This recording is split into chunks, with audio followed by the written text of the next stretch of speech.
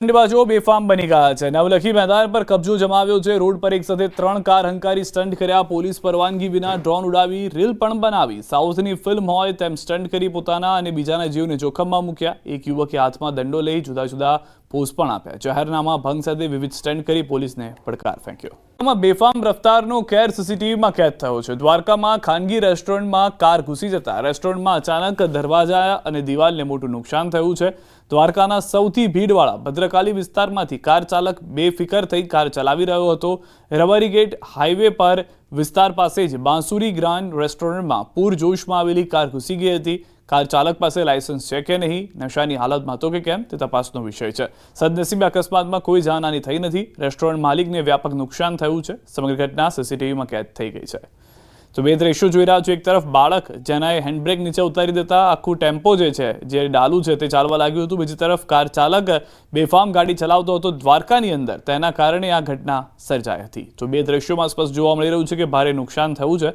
સદનસીબે જાનહાનિના કોઈ સમાચાર નથી।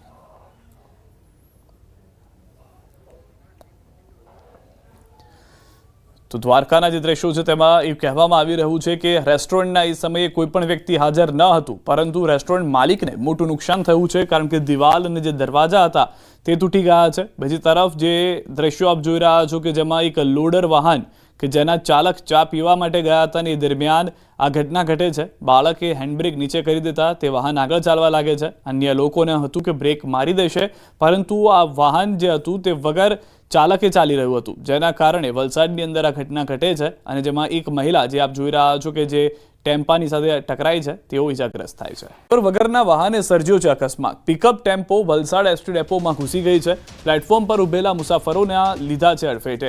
બાળકોએ જે ઘટના જે છે તેમાં જાણવા મળી રહ્યું છે કે એક બાળક હતું, તેને ટેમ્પાની હેન્ડબ્રેક ઉતારી દેતા અકસ્માત થયો છે। ડેપો પરિસરમાં પાર્ક કરી ચાલક ગયો હતો ચા પીવા માટે। અકસ્માતમાં એક મહિલાને ઈજા પહોંચી છે। સમગ્ર અકસ્માતની ઘટનાના સીસીટીવી પણ જોવા મળ્યા છે।